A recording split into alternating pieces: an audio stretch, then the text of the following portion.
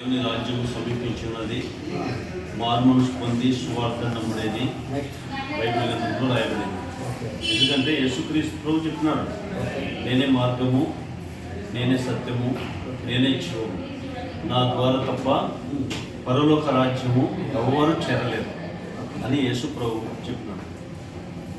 అప్పుడు క్రీస్తు యేసునందున్న వారికి ఏ శిక్ష విధి లేదా, బట్ యేసు ప్రభు నమ్ముకున్నటువంటి వాళ్లకు ఏ శిక్ష లేకుండా చేసింది. దేవుడు లోకంలో నుంచి మనల్ని ప్రత్యేకపరుచుకున్నాడట. మీరు లోక సంబంధులు కారు, ప్రభు నమ్ముకున్న వాళ్ళు.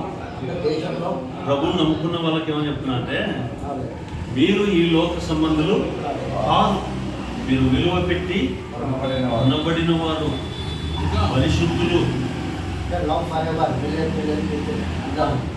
పరిశుద్ధులు, ప్రభుని అంగీకరించిన వాళ్ళు, వాళ్ళకు ప్రత్యేకమైనటువంటి పేరు పెట్టిన పరిశుద్ధులంట, దేవుడు ఏర్పరచుకున్న వాళ్ళంట, రాజులంట, యాజక సమూహం అంట.